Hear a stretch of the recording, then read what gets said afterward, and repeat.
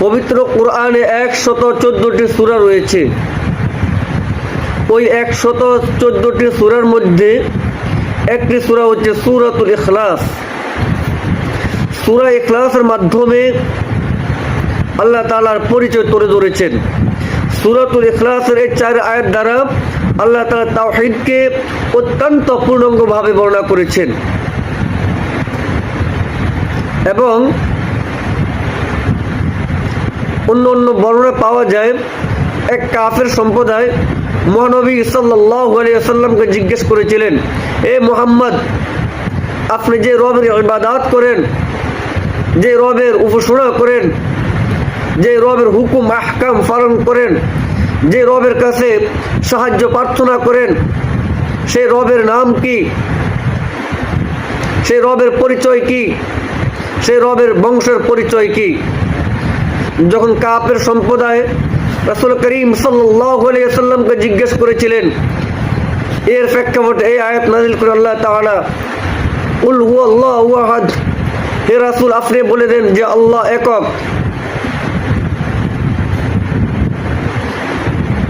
তখন রাসূল করিম সাল্লাল্লাহু আলাইহি ওয়াসাল্লাম বললেন যে আল্লাহ একক, এবং আমি এমন আল্লাহর ইবাদত করি যিনি মৃত ব্যক্তিকে জীবিত করেন এবং জীবিত ব্যক্তিকে মৃত্যু দান করেন এবং হাড্ডি থেকে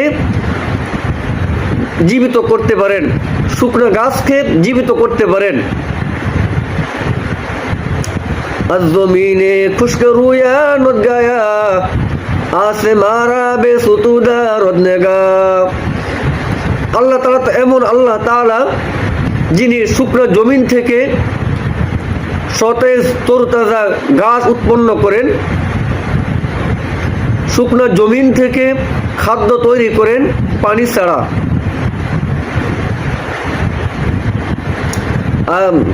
বেফেদার ফরে জিন্দা ফায়দা উকুনাদ, দিফলের আদর মাদ গুয়া উকুনাদ।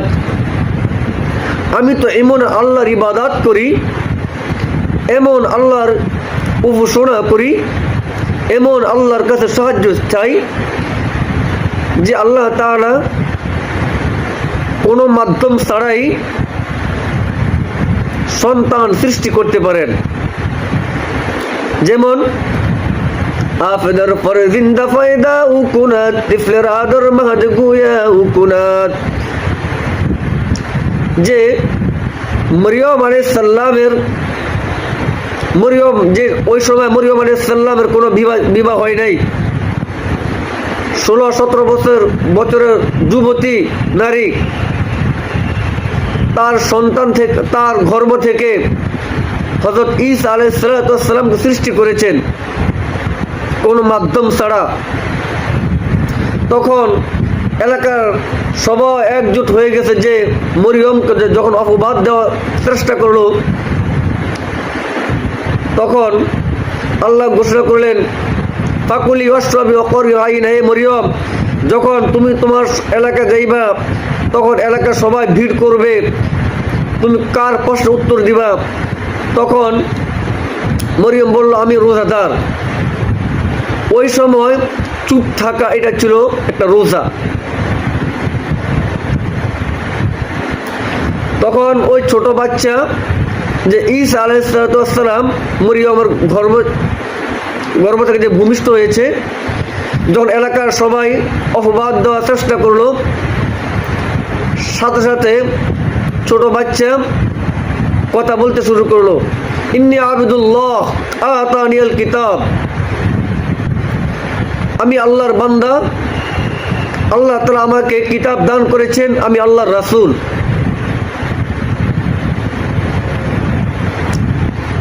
তাহলে আল্লাহ তাআলা সব কিছুই করতে পারেন। তো আল্লাহ তাআলা কুল হুয়াল্লাহু আহাদ, হে রাসূল আপনি বলে দেন যে আল্লাহ একক। প্রথম আয়াতে ওই সমস্ত ব্যক্তিদেরকে রদ করেছেন যারা এক আল্লাহকে বাদ দিয়ে অন্য কারো ইবাদত করে, অন্য কারো উপাসনা করে, অন্য কারো কাছে গিয়ে সিজদা করে। লা ইলাহা ইল্লাহু তোমরা আমার ইবাদত ছাড়া অন্য কারো ইবাদত করো না, ইবাদত করলে একমাত্র আল্লাহ তাআলার ইবাদত করতে হবে।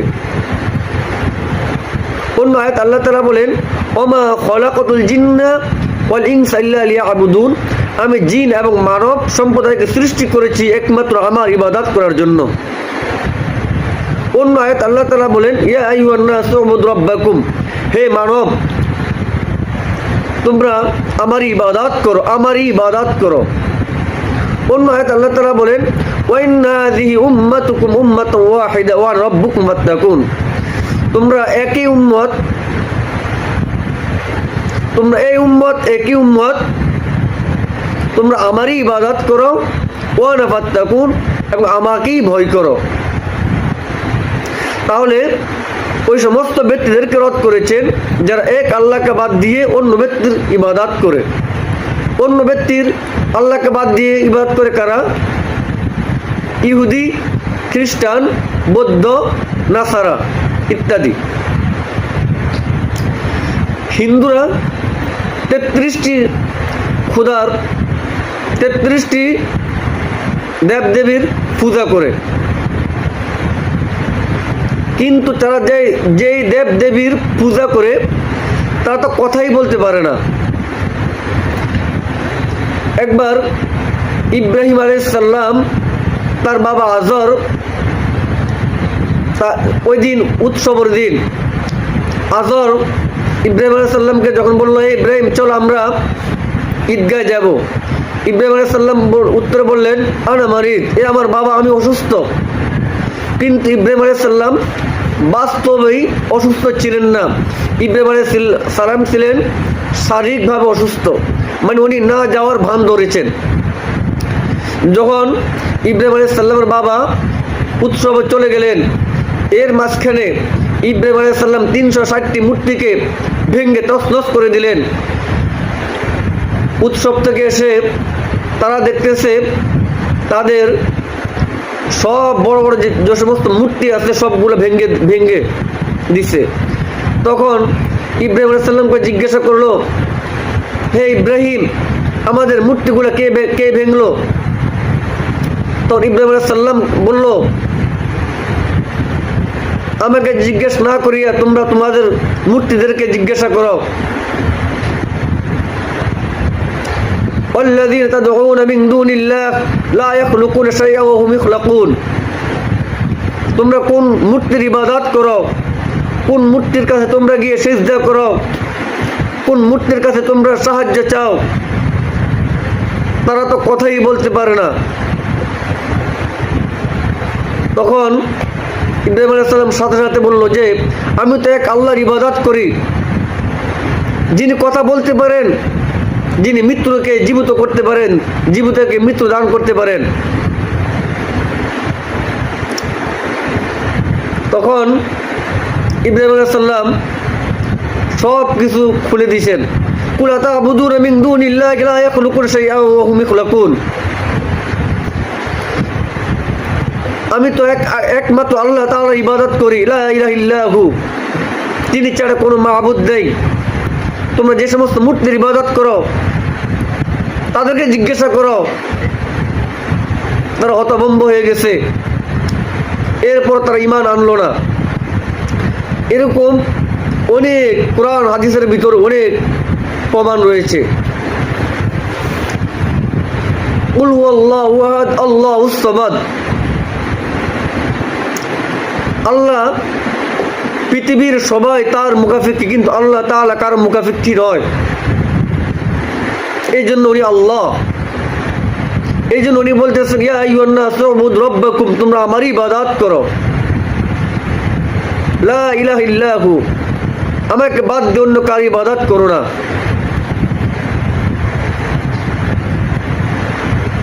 লাম ইয়ালিদ ওয়া লাম ইউলাদ, আল্লাহর কোনো সন্তান নাই, তিনি কারো থেকে জন্মগ্রহণ করেন নাই। আজকে যারা বলতেছে ঈসা আলাইহিস সালাতু ওয়াস সালাম আল্লাহর সন্তান, নাউযুবিল্লাহ, ফেরেশতারা আল্লাহর কন্যা, উযাইর আলাইহিস সালাম আল্লাহর সন্তান,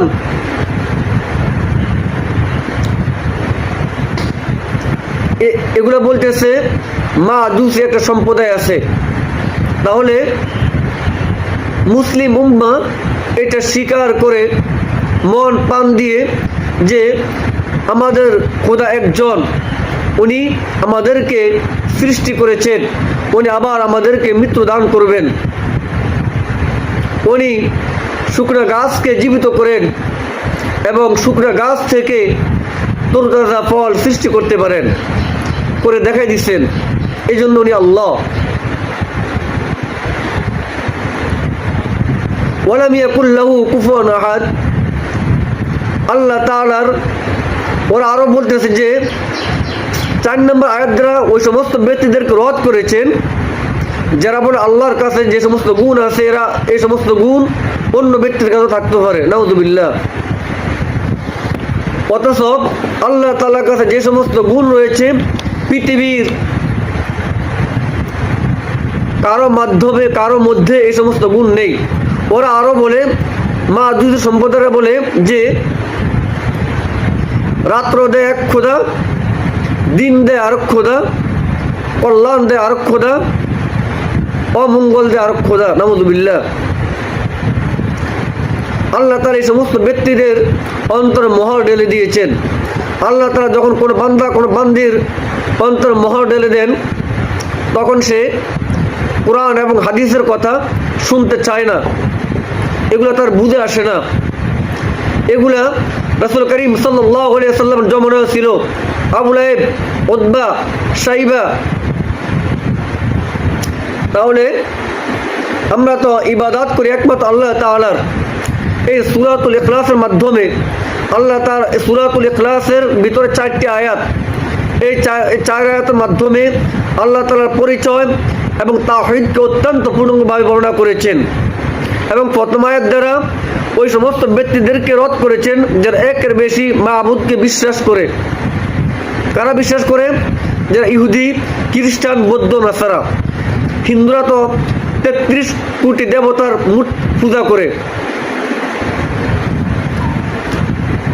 তারপরে লাম ইয়ালিদ কুল হুয়াল্লাহু আল্লাহুস সামাদ 2 নম্বর আয়াত দ্বারা ওই সমস্ত ব্যক্তিদেরকে রদ করেছেন, খণ্ডন করেছেন যারা এক আল্লাহ জানা সত্ত্বেও অন্য কারো কাছে নাসরুম চায়। আল্লাহুস সামাদ 3 নম্বর আয়াত দ্বারা ওই সমস্ত ব্যক্তিদেরকে রদ করেছেন যারা বলে আল্লাহর সন্তান আছে, নাউযুবিল্লাহ। যারা বলে ফেরেশতা আল্লাহর কন্যা, ঈসা আলাইহিস সালাম আল্লাহর সন্তান, উযাইর আলাইহিস সালাম আল্লাহর সন্তান। এগুলা যে মাজুসি একটা সম্প্রদায়, ওরা বলে অনর্থক। কিন্তু আমরা এটা বিশ্বাসী, মন জীবন প্রাণ দিয়ে বিশ্বাস করি, অন্তর থেকে বিশ্বাস করি আমাদের রব একজন, গোলামি করে আমরা এক আল্লাহ তাআলার গোলামি করব। ওই তাহলে 4 নম্বর আয়াত দ্বারা আল্লাহ তাআলা ওই সমস্ত ব্যক্তিদেরকে রদ করেছেন যারা বলে ঈসা আলাইহিস সালাম আল্লাহর সন্তান, উযাইর আলাইহিস সালাম আল্লাহর সন্তান, নাউযুবিল্লাহ। আল্লাহ তাআলা এইসব কথা থেকে আমাদেরকে হেফাজত করুন। তাহলে সূরাতুল ইখলাসের মাধ্যমে আল্লাহ তাআলার তাওহীদকে পূর্ণাঙ্গ করেছেন, তার পরিচয় তুলে ধরেছেন। ইয়াকা না'বুদু ওয়া ইয়াকা নাস্তাঈন। তোমরা একমাত্র আমারই ইবাদত করো, আমারই ইবাদত করো। ওয়া ইয়াকা নাস্তাঈন, তোমরা আমার কাছে সাহায্য প্রার্থনা করো। আল্লাহ তো এমন আল্লাহ যিনি বিগাইরিস সামাওয়াতি ওয়াল আরদ সাবআ সামাওয়াত, আল্লাহ যিনি 7 আসমানকে সৃষ্টি করেছেন খুঁটিবিহীন, জমিনকে বন্ধ করেছেন খুঁটিবিহীন,